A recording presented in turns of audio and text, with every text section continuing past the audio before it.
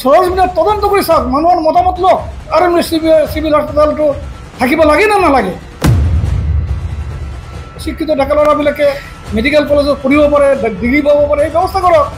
সেইবিলাক নকৰাকৈ এটা চলি থকা হস্পিটেল যিটো আৰু উন্নত হোৱাৰ দৰকাৰ, তাকে তাৰ গোটেইবিলাক তাকে ট্ৰেন্সফাৰ কৰি মেডিকেল কলেজ দেখুৱাব বিচৰাটো এইটো এই চৰকাৰৰ এটা শ্বৰ্টকামিং বুলি মই ক'ব লাগিব। টাউনৰ আশে পাশে গাঁৱৰ মানুহৰ মতামত লওক, আৰু চিভিল হস্পিটেলটো থাকিব লাগে নে নালাগে। নিজকে UPPLৰ কৰ্মকৰ্তা বুলি কৈছে, তেওঁ এইটো BPFৰ আন্দোলন, BPFৰ মাটি ভৰিৰ তলত মাটি নাই, BPFে নিজৰ মানে অস্তিত্ব ৰক্ষা কৰাৰ কাৰণে এই ইছ্যুটো লৈ পেলাই আগবাঢ়িছে। এই কথাবিলাক কোৱাৰ কাৰণে মই তেওঁলোকক অনুৰোধ কৰিম যে আপোনালোকে ৰূপনাথ ব্ৰহ্মৰ সম্বন্ধে জানক, ৰূপনাথ ব্ৰহ্ম হস্পিটেল কেনেকুৱা সৃষ্টি হ'ল এইটো সম্বন্ধে তেওঁলোকে অলপ ইতিহাসটো অলপ খুচৰি চাওক, তাৰপিছত তেনেকুৱা ধৰণৰ মন্তব্য কৰক। টাউনৰ আশে পাশে গাঁৱৰ মানুহৰ মতামত লওক, আৰু চিভিল হস্পিটেলটো থাকিব লাগে নে নালাগে। আসাম চৰকাৰ তথা BTC কৰ্তৃপক্ষক এইটো জনাব বিচাৰিছোঁ, আবেদন জনাব বিচাৰিছোঁ যে আমাৰ তাহানিৰ পৰা চলি অহা ৰূপনাথ ব্ৰহ্ম চিভিল হস্পিটেল এইটো অক্ষুণ্ণ ৰাখিব লাগে। আৰু এই হস্পিটেলখন সৰুৰ পৰা আমি দেখি আহিছোঁ, কিছু শ্বৰ্টকামিং থাকিলেও এই হস্পিটেলৰ দ্বাৰা আমাৰ কোকৰাঝাৰ চহৰৰ মাত্ৰ নহয়, চহৰৰ আশে পাশে থকা গাঁও মাত্ৰ নহয়, নাইবাৰিং জিলাৰ পৰাও বহুত মানুহ আহি পেলাই এই হস্পিটেলত চিকিৎসা কৰি পেলাই উপকৃত। এতিয়া মোৰ একটা আচৰিত লাগিছে, মই ইউটিউবত এটা দেখিলোঁ, কোনোবা এজন খুব কম বয়সীয়া ল'ৰা নিজকে UPPLৰ কৰ্মকৰ্তা বুলি কৈছে, তেওঁ এইটো BPFৰ আন্দোলন, BPFৰ মাটি ভৰিৰ তলত মাটি নাই, BPFে নিজৰ মানে অস্তিত্ব ৰক্ষা কৰাৰ কাৰণে এই ইছ্যুটো লৈ পেলাই আগবাঢ়িছে। এই কথাবিলাক কোৱাৰ কাৰণে মই তেওঁলোকক অনুৰোধ কৰিম যে আপোনালোকে ৰূপনাথ ব্ৰহ্মৰ সম্বন্ধে জানক, ৰূপনাথ ব্ৰহ্ম হস্পিটেল কেনেকুৱা সৃষ্টি হ'ল এইটো সম্বন্ধে তেওঁলোকে অলপ ইতিহাসটো অলপ খুচৰি চাওক, তাৰপিছত তেনেকুৱা ধৰণৰ মন্তব্য কৰক।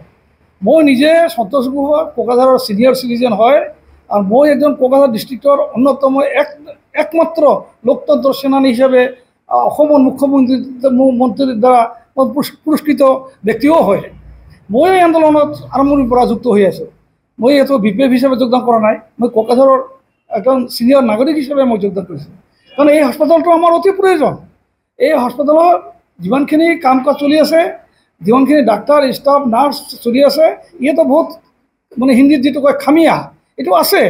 এই বিষয়টো লৈ আমি জিলা উপায়ুক্তক বাৰে বাৰে কৈছিলোঁ যে আমাৰ ইয়াত এই ডাক্তৰৰ এই শ্বৰ্টকামিং আছে, MD শ্বৰ্টকামিং আছে, আৰু কিছুমান বিষয়ত আমাৰ আৰু লাগতিয়াল বয় বস্তুৰ দৰকাৰ আছে। তথাপি যিমান বয় বস্তু আছিল, একেবাৰে এক্সৰে পৰা আৰম্ভ কৰি CT স্কেনৰ পৰা আৰম্ভ কৰি চকু বিশেষজ্ঞ, তাৰপিছত আমাৰ এই ENT বিশেষজ্ঞ, গাইনো বিশেষজ্ঞ, ইয়াৰ দ্বাৰা আমি আমাৰ এই কোকৰাঝাৰ ডিষ্ট্ৰিক্টৰ, কোকৰাঝাৰ চহৰৰ নাগৰিকসকলে যথেষ্ট উপকৃত হৈ আছিলোঁ।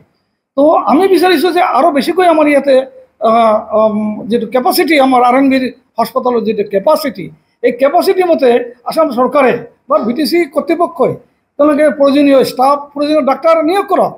সেইটো নকৰাকৈ যিটো মেডিকেল কলেজ ৰাইজৰ দাবীত, ৰাইজৰ আন্দোলনত চৰকাৰে দিছে মেডিকেল কলেজ, এইটো প্ৰকৃতপক্ষে মেডিকেল হিচাপে গঢ়ি তোলক। তাৰ পৰিকাঠামো যিটো ইনফ্ৰাষ্ট্ৰাকচাৰ যিটো কয় সেইটো গঢ়ি তোলক, গঢ়ি তুলি তাতে নতুন নতুন ডাক্তৰ দিয়ক, নতুন ষ্টাফ লোকেল ল'ৰাবিলাকক নিয়োগ দিয়ক, কৰ্মচাৰী নিয়োগ দিয়ক, এইটো ফুল ফ্লেজেড তৈয়াৰ কৰক, যাতে আমাৰ ইয়াৰ শিক্ষিত ডেকা ল'ৰাবিলাকে মেডিকেল কলেজত পঢ়িব পাৰে, ডিগ্ৰী পাব পাৰে, এই ব্যৱস্থা কৰক। সেইবিলাক নকৰাকৈ এটা চলি থকা হস্পিটেল যিটো আৰু উন্নত হোৱাৰ দৰকাৰ, তাকে তাৰ গোটেইবিলাক তাকে ট্ৰেন্সফাৰ কৰি মেডিকেল কলেজ দেখুৱাব বিচৰাটো এইটো এই চৰকাৰৰ এটা শ্বৰ্টকামিং বুলি মই ক'ব লাগিব। তো আমি বিচাৰিছোঁ যে কোকৰাঝাৰৰ নাগৰিক হিচাপে বিচাৰিছোঁ যে অতি সোনকালে চৰকাৰে এইটো ৰাইজৰ যিটো নেকি মনোবেদনা, এইটো BPFৰ কথা নহয়, BPFৰ কিছু মানুহ ইয়াতে জড়িত আছে। প্ৰমীলা ৰাণী ব্ৰহ্ম কোকৰাঝাৰ টাউনৰ এজন প্ৰাক্তন কেবিনেট মন্ত্ৰী, ছিনিয়ৰ চিটিজেন, সবে তাৰ ওপৰত ভৰসা কৰে, তেখেতক মানে, তেখেতক সন্মান কৰে, গতিকে তেখেতেও আগবাঢ়ি আহিছে। তো আমি তাৰ কাৰণে অলপ জনাইছোঁ, কিন্তু এইটো নহয় যে এইটো BPFৰ আন্দোলন, এইটো কোকৰাঝাৰ নাগৰিকৰ বিভিন্ন অংশৰ মানুহ ইয়াতে যোগদান কৰিছে। লাগিলে চৰকাৰে সৰজমিনে তদন্ত কৰি চাওক, মানুহৰ মতামত লওক, টাউনৰ আশে পাশে গাঁৱৰ মানুহৰ মতামত লওক যে এই RMB চিভিল হস্পিটেলটো থাকিব লাগে নে নালাগে।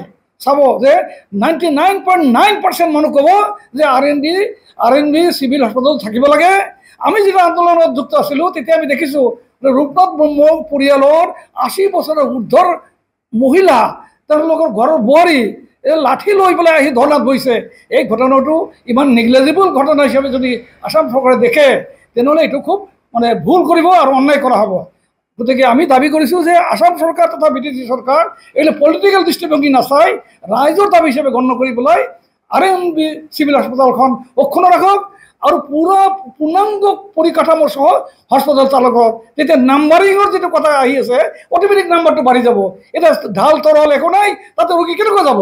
তাতে ৰোগী পঠাই দিলে বৰপেটাত ৰেফাৰেঞ্চ কৰি দিয়ে, এই তাতে ৰোগী যাব নেকি? গতিকে তাত উপযুক্ত পৰিকাঠামো বনাই দিয়ক, তেনেহ'লে এইটো এইখনো ৰক্ষা হ'ব, সেইখনো ৰক্ষা হ'ব। এইটো হৈছে আমাৰ দাবী।